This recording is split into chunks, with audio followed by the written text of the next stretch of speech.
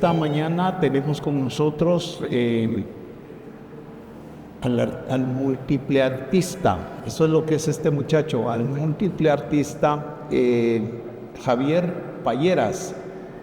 Javier Payeras nació en el año 1974 en la ciudad de Guatemala.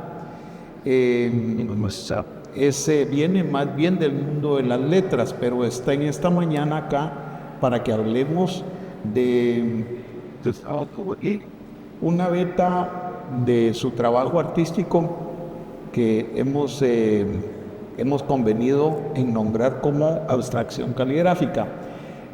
Atrás podrán ver los televidentes en el fondo de pantalla algunas de las piezas que a Javier más le gustan, porque también tiene que estar cómodo con eso.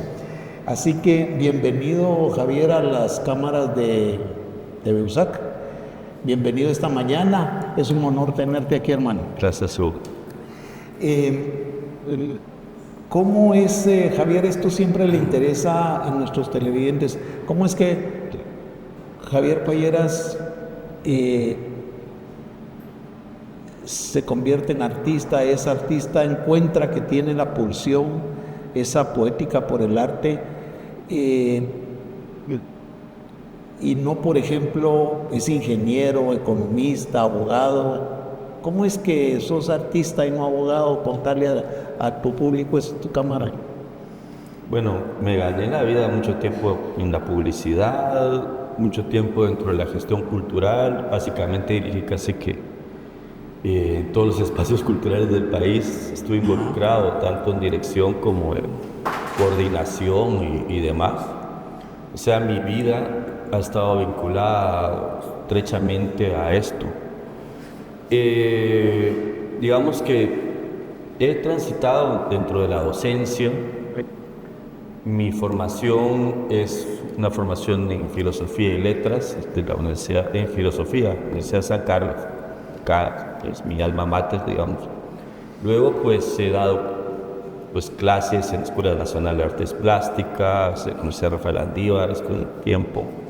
En la Universidad Da Vinci. Actualmente tengo un espacio de formación propio que es, son talleres y tutorías para escritores incipientes. Y luego una cosa que acabo de comenzar, que es una especie de, a mejor término, no castellanizado, ¿no? Ser un coach de lectura, ¿no? Ajá. Meterme a supervisar la lectura de las personas, a orillarlas a leer libros que valgan la pena, no porque no todos los libros, ya sé, a veces es políticamente incorrecto decir libros que valgan la pena, pero sí, o sea, que no se pierda el tiempo a veces invertido en un libro que no es tan necesario, ni tan esencial. La vida es muy breve como para ponerse a leer cosas que no nos conducen a nada, ¿no? Entonces, me la paso en eso. También soy catedrático de Casa Comal, Escuela de Cine y Televisión. Doy la parte de escritura creativa, no guión, sino escritura creativa, procesos creativos de escritura. Y bueno, entonces me dedico a eso, básicamente, ¿no? Ahora, respecto al espacio literario, pues sí, es para mí básicamente mi trabajo, mi profesión, mi vida. Le he dedicado todo mi esfuerzo, todo mi tiempo, mi capacidad mental, ¿verdad?, a procesar y a entender la literatura. Pero cuando uno está en eso de entender la literatura, de buscar ser escritor, se tropieza con una puerta que es una puerta mucho más profunda. Llegas a un punto en que la escritura te exige dar un paso. Muchos escritores no dan ese paso, y es el paso de comprender el pensamiento poético, la poesía, no escribir poemitas. Sí. Escribir poemitas, todo el mundo los escribe, todo el mundo es poeta. Entender la poesía como fenómeno. Entender la poesía estético. Exacto, como fenómeno.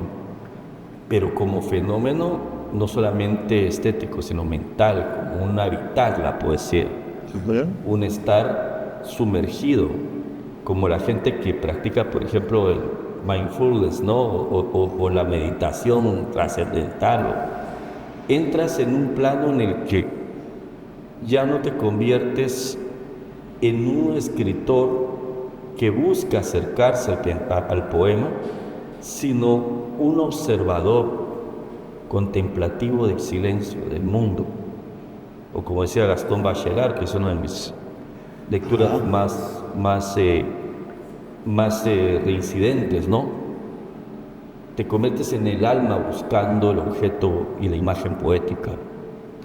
Y en esa exploración es donde entras en una especie de vorágine muy, muy fuerte que te lleva al pensamiento místico, que te lleva a la imagen pura, que te lleva al símbolo, que te lleva al ocultismo, que te lleva al erotismo, a la transgresión, a relacionarte con un mundo. La vuelta a la mitología, ¿verdad? Volvés a la mitología, volvés a estudiar los viejos mitos y te alejas mucho del presente. Te alejas mucho, por alguna razón, ¿sabes? Te alejas mucho de la literatura actual, del arte actual, y vuelves al arte antiguo, a la poesía antigua. O sea, ya pasas de leerte el que ganó el premio Pulitzer o cualquier premio actual, una novela, estas aburridas que sale por un montón. Ajá, te alejas de eso y vuelves a leer la poesía persa del siglo XII, vuelves al Bhagavad Gita, vuelves al Popol Vuh. Bueno, o sea, el Popol Vuh, y Popol Vuh todavía es más reciente. O sea, te digo a literatura muy antigua, porque lo que buscas es descifrar. Al Tao Te Ching, por ejemplo, que es algo que a mí me apasiona. Al Tao Te Ching o todas las obras taoístas de la dinastía China, ¿no? Regresas a esa parte porque quieres descifrar cuál es el hilo conductor que ha guiado la poesía a través de la historia. Entonces, ahora sí vuelves y lees a Dante Alighieri y te sorprende. Sí, pues, por supuesto. Que yo creo que no hay nada más monumental en el occidente que Dante, ¿no? Y bueno, dentro de todo eso, estás dentro de una especie de atmósfera tumultuosa, donde estás viendo películas, escuchas música, pones la atención debida para escuchar la música, ya no soportas determinado tipo de música, te quedas con determinada nomenclatura musical. Tu nivel de vibración. En un nivel de vibración. Un nivel de vibración propio. Y encuentras también cierto placer viendo determinadas obras de arte o incluso también escénicas, ¿no? Que no tienen nada que ver con lo actual. Realmente lo actual te deja de interesar bastante. Utilizas lo actual porque utilizas las redes sociales, utilizas los medios, televisión, lo digital y todo. A mí pues todo eso me sirve para trabajar, pero no para enterarme de nada. No me interesa enterarme de nada, ¿sabes? Me interesa más bien encontrar lo que ando buscando, ese símbolo, esa parte oculta, esa parte que está en el otro lado de la luna, digamos, en el hemisferio no visible. Oscuro. Ajá, en el hemisferio oscuro, que es a donde te puedes adentrar si caminas dentro del pensamiento poético y no solo sobre las riberas de la estética, ¿no? Sí, cabalmente. Sí, fíjate que coincidimos en eso. Cabalmente, se lo he dicho a alguno de los entrevistados en algún momento, a todas las artes las une un hilo conductor, un hilo común, una corriente telúrica, una corriente apasionada, y esa corriente telúrica y apasionada es la poesía.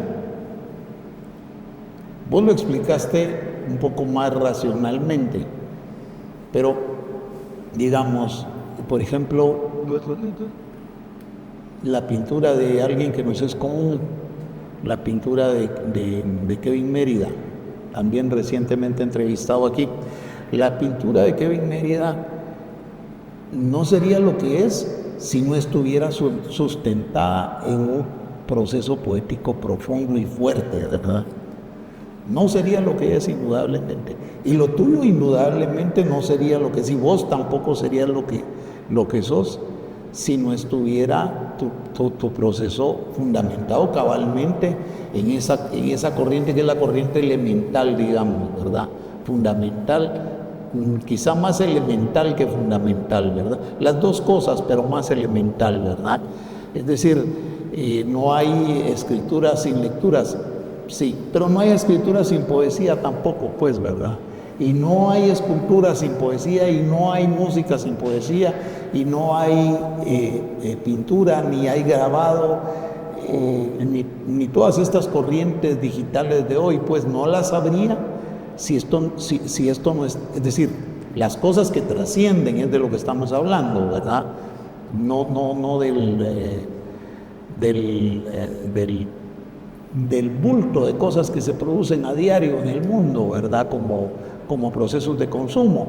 No, estamos hablando de la obra de arte que trasciende en el tiempo, ¿verdad? Que trasciende a la vida del autor inclusive. Esa obra tiene que estar indudablemente fundamentada, indudablemente es que su proceso elemental parte de la poesía. No hay para dónde, ¿verdad? Es decir, no hay arte sin poesía. Esa es quizá la conclusión a la que me llevan tus palabras más que las mías, digo yo, ¿verdad? En este sentido. Antes de empezar la conversación, hablamos de tu tiempo en México, niño. ¿Quisieras contarle a tu público, ya que empezamos por el medio esta conversación, quisieras contarle a tu público quién es Javier Payeras desde el punto de vista familiar? Bueno, soy hijo de Miriam Payeras, una mujer que me sacó adelante, a la que le debo absolutamente todo. Ella era trabajadora social, una mujer muy cercana a la espiritualidad profunda, digamos, aunque estaba más cercana del cristianismo que sería presbiteriano, ¿no? Pero ella ejercitaba un empirismo de la bondad. Ella sí practicaba un empirismo de la espiritualidad. Y a ella le debo todo, y soy todo lo que puede haber. Soy padre de un niño virtuoso de la guitarra que trabaja con elementos experimentales de la música. El tiempo en México pues fue un tiempo pues entre el año 80 y 82. Y bueno, México ha sido para mí el faro, ¿no? También en mi vida, en los momentos más difíciles he estado ahí. Actualmente me desarrollo mucho entre cosas de un país que me ha abierto mucho las puertas para mi trabajo como escritor. En donde mi mejor amigo está viviendo allá. Y pues mi vida básicamente se da en esos tiempos en que estoy en México, teniendo como una vida más social, ¿verdad?, que la que puedo tener en Guatemala. Y en Guatemala pues estoy en mi casa, vivo solo, paso pues solo todo el día metido en mi mundo. En México no podría yo escribir mucho porque tendría mucha vida social. Aquí pues sí hay muchos distractores. Aquí no tengo distractores, entonces más que salir con los pocos amigos que tengo y no, o sea, sí me puedo dar acá el tema de estar encerrado en mi mundo. Y además el vivir solo también me garantiza una forma de poder elaborar mi mundo dentro de mi casa. colgar mis cuadros, mis plantas, lo que deseo ver. Ahora que hay tantas plataformas para ver cine, películas que pues en los años 90 yo nunca hubiera podido tener. Soy un escritor autodidacta. Rasqué de lo poco que había, que se podía ver en Guatemala, ¿no? Lo primero que obviamente llegó a mí fueron las películas, determinado tipo de música también, y luego pues intuitivamente y a tropezones fui publicando mis libros gracias a amigos, ¿verdad? El primero fue Simón Pedrosa con la editorial Mundo Bizarro, que comenzamos con un proyecto artístico, cultural, autónomo, autodidacta, festivales. Luego Fresco Morales Santos, que publicó una gran parte de mi obra en Editorial Cultura. Gerardo Guinea, que me publicó casi todos mis libros en Magnaterra. Piedra Santa, que ha publicado mucho de mi trabajo también. Y a ellos les debo pues que mis libros hayan salido, ¿no? Actualmente pues he estado publicado y traducido a los 7, 8 idiomas. Mira, qué bueno. Ajá, una de las sorpresas pues es una publicación que tengo en bengalí, en la India, de un tiraje que es enorme. No tengo como cuantificado cuánto salió del tiraje, la cantidad de volúmenes. Escribo para varias revistas, escribo para La Penúltima, que es una revista madrileña, española, que dirige Antonio Jiménez Morato. Es una revista literaria de un editor muy exigente. Escribo para una revista especializada en arte contemporáneo que se llama Exit, que dirige Rosa Olivares, que es una figura dentro del mundo editorial de arte contemporáneo muy importante. Escribo también para una revista francesa que se llama L'Autre Amérique. Y bueno, he publicado mucho. Hay una revista que se llama Aguja en Brasil también, en la que soy asiduo colaborador. Y bueno, hay varias por ahí, Círculo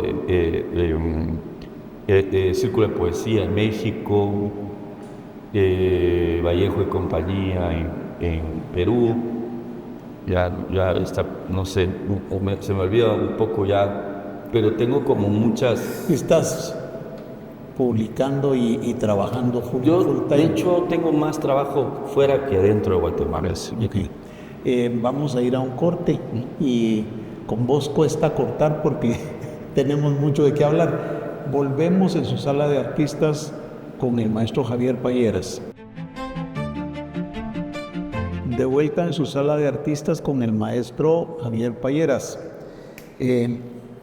Javier, llegamos a la conclusión juntos de titular tu trabajo Abstracción Caligráfica. Abstracción Caligráfica. ¿Cómo llega un artista como vos de la palabra escrita a la palabra pintada, a esta palabra que es una disciplina también de la pintura? ¿Cómo llega Javier Payeras a esto? Esta forma de palabras. Esta forma de la palabra, esta forma del símbolo, del lenguaje simbólico. Ahí ya lo respondiste, o sea, mira, desde niño empecé con la pintura, tenía como un destino hacia la pintura, porque ganaba concursos digamos, nacionales de pintura, ilustrando cosas escolares, y me gané una beca para estudiar, digamos, pintura acuarela, óleo, pintura al caballete, bodegones. Luego sentí como que mi vida iba a volcarse hacia la pintura. En la adolescencia, que es cuando todo se descalabra, me olvidé mucho del tema del arte y de la literatura, porque ser adolescente y ser lector es básicamente una forma de aislarte completamente del mundo, ¿verdad? Porque creo que la adolescencia es la peor etapa de mi vida, o sea, la etapa en la que tuve que enmascarar mucho de esta forma creativa. Es un tiempo en el cual te preparan para adocenarte, tanto para el mercado laboral como para la convivencia, ¿verdad?, humana, en tu edad adulta. Los seres humanos manejamos el enmascaramiento siempre en función de cómo podemos participar con la tribu, ¿verdad? O sea, graduarte, estudiar algo que no te gusta, casarte, tener a tus 2 hijos canchitos, ¿verdad?, llevarlos al colegio en una camioneta, ¿verdad? Cuando eres artista tienes que, creo que mi generación, yo tengo 50 años, creo que mi generación sufrimos más ese desplazamiento, ese adoctrinamiento, ¿verdad? Sumado que Guatemala pues también no te da muchas herramientas. Empiezo a estudiar en la universidad, empiezo a estudiar publicidad, me paso a estudiar humanidades, a la Escuela de Humanidades, me intereso por la filosofía, empiezo a frecuentar como espacios de las 90s, Boita del Centro, ahí conozco a Giovanni Pinzón, a José Osorio, a Simón Pedrosa, estamos en Casa de Bizarra. Yo me encuentro ahí con una época posterior a los acuerdos de paz, donde había una eclosión de artistas con ideas bastante libertarias. Digamos, no solo se trataba de escribir el panfleto, ¿verdad?, de la lucha de clases y todo, bueno, que eso me pertenecería más a mí por el tema de mi familia, ¿no? Sino que más bien era transgredir a partir de la forma. Entonces la poesía, para mi grupo, correspondía mucho a la imagen, al collage, a la tipografía, al texto, al afiche, y bueno, y a la lectura poética, performática que hacíamos con Simón, ¿verdad?, entre otros. Está Alejandro Marré, Pablo Bromo, o sea, Antonio Jueves, éramos varios, ¿no? Entre los 40 y los 50 años. Actualmente sí. Ajá. En el año 2000 empiezo a publicar obra literaria, algunos poemarios, libros de cuentos, me engancho a escribir novela. Escribo 3 novelas que fueron publicadas en varias ediciones, tanto en Guatemala como fuera de Guatemala. Escribo una 4ª novela, una trilogía que se llama Guatemala City, que son novelas sobre la ciudad de Guatemala. Y bueno, empiezo a escribir como columnista de un diario desaparecido que se llama Siglo XXI. Durante 10 años escribo ahí una columna que no era de coyuntura, sino era una columna acerca de, muy como en la línea de Ortega y Gasset, una observación filosófica y crítica del entorno social que es no variable. Escribir sobre política en este país es STEM. O sea, eso es el ciclo infernal del cual nunca vamos a pasar y solo van a cambiar los nombres, y con el tiempo esos nombres se van a olvidar porque van a venir otros nombres peores, ¿no?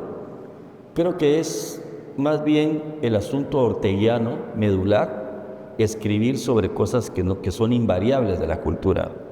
El guatemalteco, cómo se acepta, cómo comprende el mundo y qué lo lleva constantemente a tomar sus malas decisiones. Eso era lo que yo quería tocar, y las buenas también, las buenas decisiones. El ejercicio del periodismo me dio vocación para escribir ensayo. Primero empecé a hacer crítica de libros, observación de libros para Siglo XXI, que se publicaba los sábados, y posteriormente me empecé a involucrar más en artes visuales, que era mi pasión, ¿no? Lo que sucede es que no me sentía cómodo escribiendo sobre arte visual como un crítico y mucho menos como un curado, ¿verdad? O sea, son lenguajes ajenos a la totalmente ajenos a la poesía. O sea, ahí no existe poesía. Y a la pintura también. Sí, a la pintura y al arte en general. Más bien yo veía eso como gente que está sacando su doctorado en alguna carrera sociológica, antropológica, y utilizaba a algún artista para validar su tesis de antropología o de sociología o de ciencias políticas o qué sé yo. Para mí eso no me interesaba.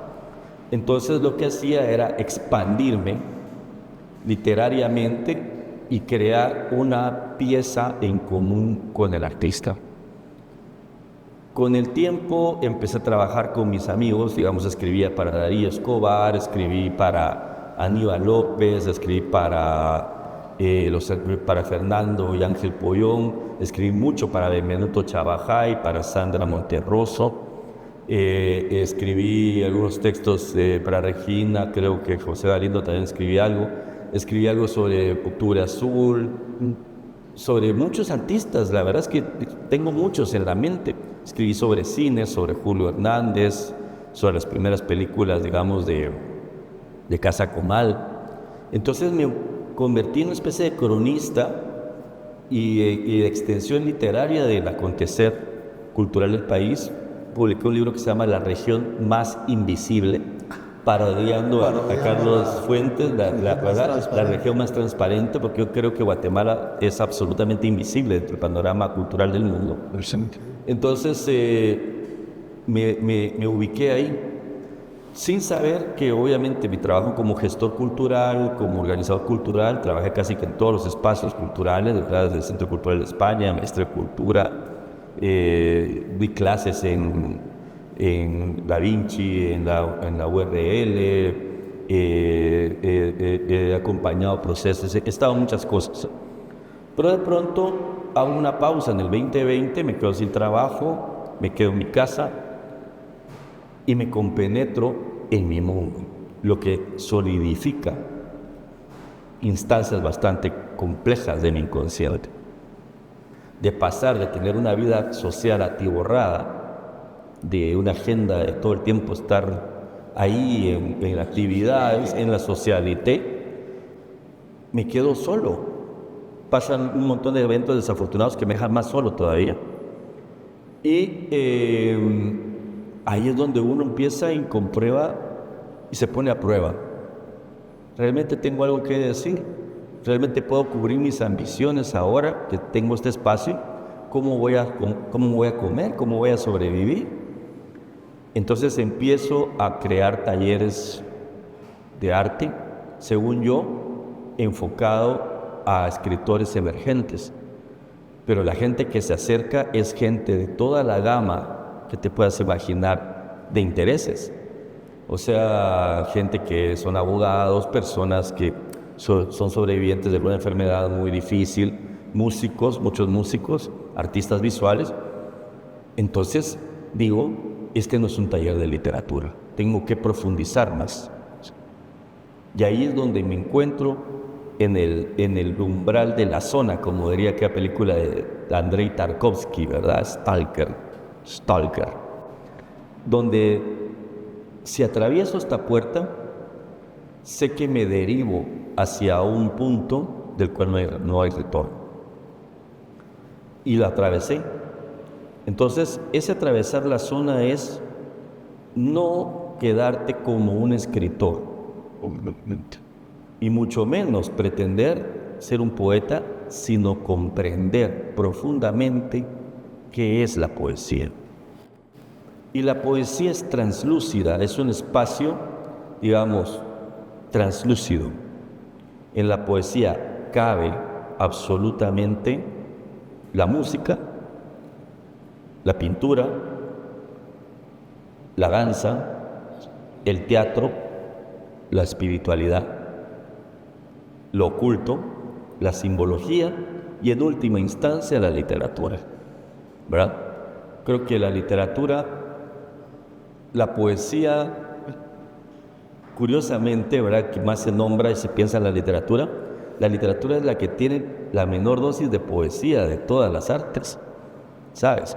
¿Sí? Porque es muy difícil que la poesía pueda ser traducida y trasladada a otro idioma. O sea, un Miguel Ángel Asturias, que lo leemos nosotros en nuestro idioma, en castellano, un alemán no lo va a entender de la misma manera, un inglés menos, un francés tal vez, ¿verdad? Un italiano tal vez sí lo comprenda, Un ruso lo entendería. Eso no me ¿Cómo haces eso para traducirlo? Es imposible. Ese es el gran defecto que tiene la literatura. A menos de que hagas, como decía el gran Ezra Pound, y llegues a una poesía que no tenga ni un solo adorno, sino que sea imagen descrita con palabras y sentido hasta las máximas consecuencias. Cuando tú ves una pieza visual, un dibujo, una inscripción, una anotación, no necesitas un traductor. Entonces pintar era llegar al grado cero de la escritura. Como dice nuestro querido Roland Barthes, que tanto nos dejó, ¿verdad? Severo Sarduy, que pintaba también, en una de las entrevistas de Severo Sarduy, habla sobre la pintura y sobre los colores rojos. Cómo el color rojo tiene una concepción en todos los idiomas. Eso no lo puedes crear tú a través del lenguaje.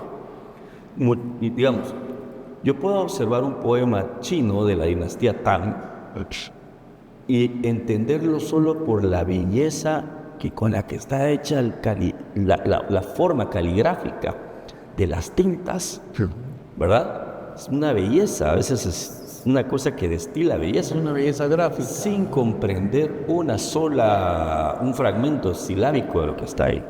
Lo que pasa con la música, a veces pues, no necesitas saber leer la partitura para sentirla. Vete a Granada y mira lo que dejaron los árabes, ¿verdad? Y la escritura árabe es un poema del cual tú eres analfabeto. Entonces esa abstracción caligráfica te lleva a comprender que la poesía trasciende las formas del idioma y los convencionalismos. La poesía en realidad está fuera de todo convencionalismo. Pero la poesía se mantiene en lo esencial, ¿verdad? Un gran amigo mío, Humberto Acabal, teníamos un acercamiento muy hermoso con nuestras conversaciones, porque para Cabal el agarrar palabras rebuscadas, domingueras, sonoras y así como rimbombantes e intelectualoides ya era un fracaso, ¿me entiendes? O sea, llegar a la esencia de un poema que pueda ser traducido a 100 idiomas sin que sufra tanto perjuicio ya es un logro. Se piensa mucho que el estilo literario es el estilo más adornado, cuando en realidad el estilo literario es el estilo más seco, pero cuya poesía radica en el concepto y en la imagen. Si no tienes nada que decir, no busques bonitas palabras para decirlo, ¿verdad? En realidad, la pintura es silenciosa, la poesía es silenciosa. Y necesitas tener una mente silenciosa para poder captar la gran música. Entonces, cuando tú atraviesas la puerta, la frontera que da a esa zona, habitas el tiempo y dices, no quiero perder el tiempo en banalidades. Obviamente tengo que trabajar, obviamente tengo que dar mis clases, pero mi vocación es esto, es tratar de compartir esto con las personas. Entonces, hay muchas películas en las plataformas de streaming, hay mucha música que puedes bajar en Spotify o en YouTube o lo que tú quieras. Puedes oír muchas cosas. O sea, no te la vas a pasar oyendo reggaetón toda tu vida, pues, o sea, ni vas a pasártela viendo series de Netflix. O sea, ni mucho menos.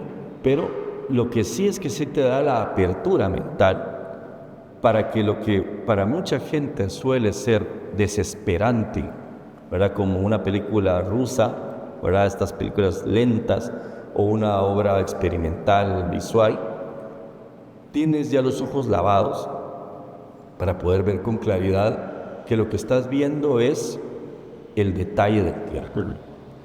La música, al parecer, necesita también de ese silencio. Entonces, eso es atravesar las zonas de la poesía. Muy bien. di con esta disciplina, con este género, con este subgénero de la pintura del que vos participás en una publicación de la editorial Aguilar hará 50 años. García Lorca cabalmente al final del libro tiene ahí una gran cantidad de dibujos preciosísimos, caligráficos todos. Vamos a ir ahora a un corte y en el próximo segmento quisiera que habláramos de eso, Javier. Por favor, volvemos en un momento a su sala de artistas con el maestro Javier Payeras.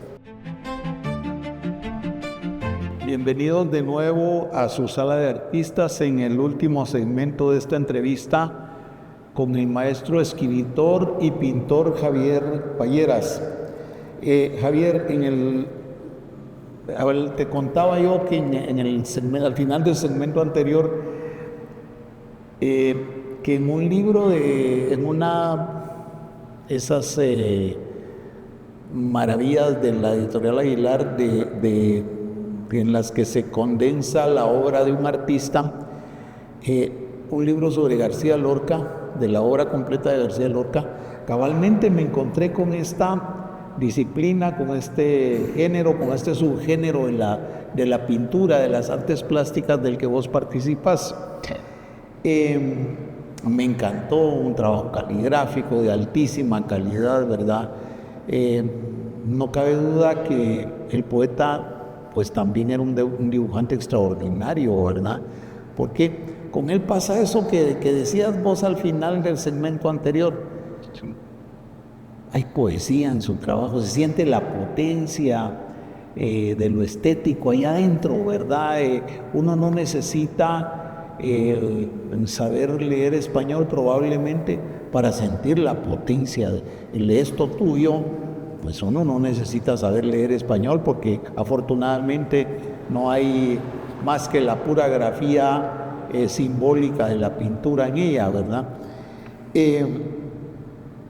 ¿Podés contarnos otra vez, porque ya te lo pedí una vez, podés contarnos cómo es que Javier Payeras llega a este momento de la pintura? Es decir, ya expulgamos toda la parte del escritor, pero ¿cómo llegas exactamente a esto? A este momento en el que hay una combinación afortunada para tus lectores y para nosotros, tus amigos, de escritura y pintura. ¿Cómo llega Javier Payeras de la palabra escrita a la palabra pintada? Son dos lenguajes simbólicos similares pero distintos a la vez. ¿Cómo llega Javier Payeras a esa complejidad? Sí, es una extensión de la poesía más que pintura. Si te das cuenta, imagínate el impacto que representó para mí encontrarme los dibujos de García Lorca. Sobre todo cuando García Lorca es un poeta tan sonoro, otro que pierde mucho en las traducciones, porque sus sonoridades, imagínate, a verde que te quiero verde, green, o sea, no hay una traducción. Su poesía tan española está representada por todas las mujeres que pinta, las lunas, las ventanas, las guitarras y cosas que mete. Pero deja a García Lorca, Jean Cocteau, que era poeta, cineasta y un dibujante maravilloso, que fue la gran influencia en Picasso. O sea, Jean Cocteau tenía una conexión directa con el mito. O sea, él era un hombre con una cultura tan amplia que no cabía dentro del tema de las palabras. Hasta con la música tuvo que ver, con Stravinsky, con todo. Época impresionante. Y sus películas, te digo, son impresionantes, pero su pintura, además muy erótica, homoerótica, ¿verdad? Que en una época en donde eso no era cool, ni te lo financiaban las agencias de cooperación, ¿verdad? Entonces, tienes eso, tienes a Mina Loy, una gran artista dadaísta, pues, del tiempo de los que obviamente por tema de la invisibilidad de mujeres y todo no se la ha reconocido, pero ella, una escritora y también artista visual magnífica. Tienes todos los dadás, tienes a Henry Michaud, tienes a... Si vas sondeando, la pintura ha acompañado mucho del arte de la poesía. O sea, las pinturas de Henry Miller, las pinturas de Hermann Hesse, las pinturas de Eyelson, el poeta peruano, las pinturas de Oliver Girondo, Joan Brossa, con toda la escuela catalana, ¿verdad?, de arte. Joan Brossa es un referente para los que intentamos acercarnos a esto. Pier Paolo Pasolini, Pizarnik, Alejandra Pizarnik tiene unos dibujos interesantísimos, hasta Kafka tiene unos dibujos interesantes porque servían como para condensar una idea precisa, congelada, donde las palabras obviamente no captaban todo el espíritu de la época.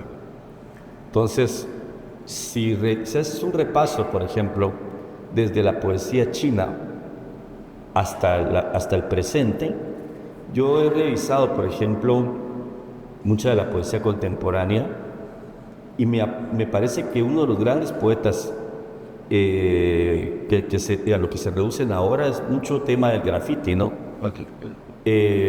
Bueno, Basquiat en los años 70s y 80s más que en 80s, 90s, Basquiat era un poeta gráfico, ¿no? Sí. No era un pintor. Uno no puede pensar a Basquiat sentado en un caballete pintando un canvas, ¿no? Entonces su trabajo era papel, llantas. Más bien, ¿cómo paso a esta frontera? Yo más bien me preguntaría cómo voy a lidiar ahora con esto.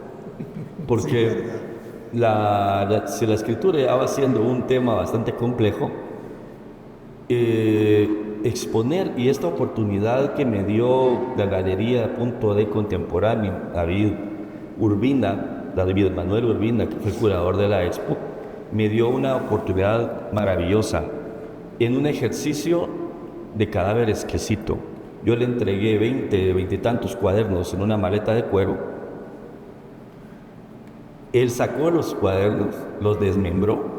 O sea, cada cuaderno tiene una temporalidad, tú sabes. Sí, pues, no, o sea, un cuaderno se escribe, por ejemplo, yo escribo un cuaderno de 10 días. Cada 10 días tiene un cuaderno. Soy escritor compulsivo y dibujante convulsivo.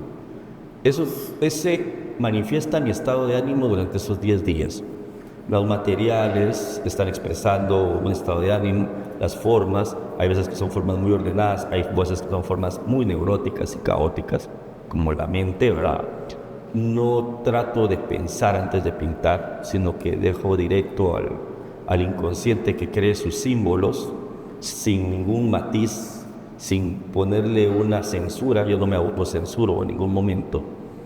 Y cuando veo la exposición montada, porque David no me dejó verla hasta que ya estaba montada, me doy cuenta de que todos los cuadernos están en un tiempo simultáneo.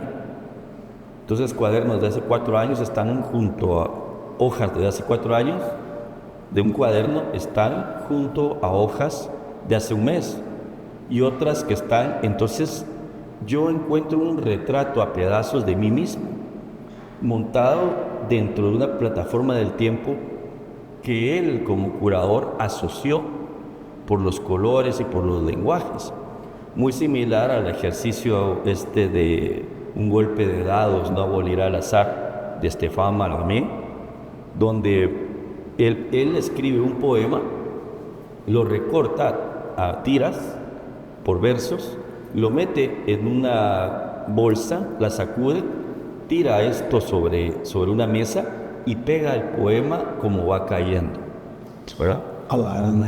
Entonces, realmente lo que estaba dibujado o planteado como una secuencia, ahí está desmontado, y obviamente es la parte más íntima tuya. No es una pintura para ser expuesta, nunca estuvo el proyecto de ser expuesto a eso. Estaba para mí. Ahora se exhibió con mucho temor de mi parte, todavía hay inseguridades, ¿verdad? Porque la gente siempre está acostumbrada a buscar una pintura, una escultura y no sabe qué hacer con una hoja de papel, ¿verdad? Pensar esa hoja de papel qué es, pero evidentemente donde está el riesgo está la poesía, porque la poesía en sí misma es transgresión, no tiene mesura, se condensa en el riesgo, la poesía se consolida en el riesgo. Entonces, bueno, si a la gente le parece que es un pedazo de papel, eso es. Y si le parece que es pintura, pues también es eso. ¿Cómo no? Pues sí. ¿Quiénes de los pintores locales y de fuera son referente para vos? De artistas visuales, para mí me interesa muchísimo, el referente creo que máximo, del cual tengo el honor de trabajar con él, son dos, Darío Escobar y Luis González Palma, con los que trabajo muy cerca su obra. Pues me convirtió en una parte de su extensión literaria. Diana Solares me gusta, o sea, muchísimo. Erika Muralles Hasbun es una gran artista joven, bueno, es como, somos un poquito más joven que yo. Estefanía Valls es una artista muy interesante. Mi amigo Kevin Mérida es un chico brillante. Sandra Monterroso, me gusta mucho lo que trabaja. Bemento Chavaja es un genio. Creo que él sí, puedo decirte, ese chavo es un maestro, ¿verdad? Un tremendo maestro. Me gusta Paula Nicho, celebro mucho que se haya ido a la Bienal de Venecia, es una gran artista, merece ese espacio. Domingo Goritz es un artista, pues ese sí es joven, bastante comprometido con su trabajo. Internacionalmente, bueno, creo que ahí me quedo mucho con... Realmente yo estoy como en una prolongación del expresionismo abstracto y el pop, y lo contemporáneo me interesa muy poco ya. O sea, yo sí me quedo todavía como flotando todavía en los finales de los bordes del expresionismo abstracto, post-Warhol, ¿verdad? Kondo, qué sé yo, no sé, podría mencionar varios. Me gusta, no sé, hay cosas que me gusta Tracy Emin, hay cosas que me gustan de McCarthy, de Paul McCarthy, que Paul McCarthy es brillante, ¿verdad? Otros artistas, Yayoi Kusama, que me encanta la señora como pinta sus puntos por todos lados, ¿no? No sé, la fotografía japonesa contemporánea, la pintura japonesa abstracta me gusta mucho.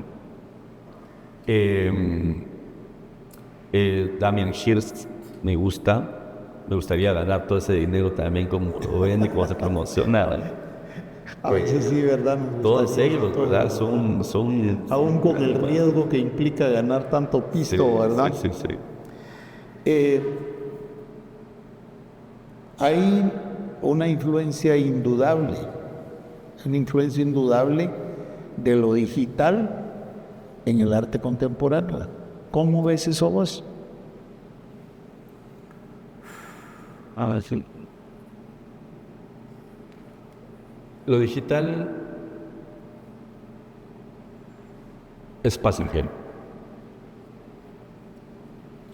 O sea, el libro ya hubiera desaparecido. O sea, el libro Ha habido varias ya hubiera oportunidades, desaparecido. ¿verdad? O sea, dentro de 100 años vamos a seguir viendo bicicletas. ¿Entiendes? Sí, más bonitas. Exacto. Dentro de 100 años vamos a seguir viendo, aunque no querrás, vamos a seguir viendo vinilos, a pesar de que, y posiblemente las plataformas de streaming ya haya tronado, ¿verdad? Dentro de 100 años vamos a seguir viendo escobas, ¿me entiendes? Vamos a seguir viendo palas para recoger la basura, vamos a seguir viendo regadoras de grama, ¿verdad? Y vamos a seguir escribiendo en cuadernos, aunque tengamos mil cosas, van a haber papelitos para escribir y plumas. O sea, tampoco nos tenemos que ir como por la finta de que todo va a desaparecer dentro de una especie de apocalipsis zombie, ¿no?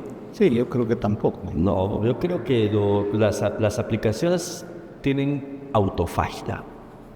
Se destruye, se autodestruye. Y la gente que apuesta todo por lo digital, no sé. Sí, va mal, ¿verdad? Yo también creo eso. Tengo la impresión que en arte, en términos generales, luego de luego que lo digital nos obnubilara, ¿verdad? Luego de este momento que pareció en principio ser un momento milagroso, creo que realmente vamos de regreso a retomar lo académico en todas las artes, ¿verdad? Yo no creo que vayamos hacia el arte 100% digital, aunque pues el arte digital también tiene algunas cosas que valen la pena ahí, ¿verdad? No creo que vayamos hacia lo conceptual tampoco, ¿verdad? Es decir, lo conceptual es algo que empezó hace tanto tiempo en Europa y que llega tan tarde a nuestro país, a nuestros países. Bueno, en el arte nos abarata los recursos. Por ejemplo, un catálogo en PDF viaja 1000 veces más que, imagínate lo que te va costando un catálogo de pintura. O sea, es que me hicieron, por ejemplo, para esta exposición, si eso se imprime es un dineral, o sea, un dineral y que además te quede el color exacto es difícil. Entonces, los que no tenemos acceso todavía a imprimir un librito, ¿verdad?, en Phaidon o en Taschen o en alguna de estas grandes editoriales, Turner, ¿verdad?, o lo que sea, pues el PDF nos viene muy bien. ¿Cómo no? Bueno, pues mira, estamos llegando al final de esta entrevista. Estoy muy agradecido por tu presencia aquí y quisiera que me hicieras el favor de despedirte del público. No, gracias, Hugo. Gracias a ustedes, también a Televisión USAC, a mi escuela, alma mater, la Universidad de San Carlos de Guatemala, de la cual pertenezco honrosa y orgullosamente. Es una de las satisfacciones más grandes en este oficio, haberte tenido por aquí, de verdad que sí. Agradecemos al equipo de TV USAC por esta nueva sala de artistas, esta oportunidad de estar con ustedes, a la Tricentenaria Universidad de San Carlos, y nos veremos próximamente en otra sala de artistas. Muchas gracias.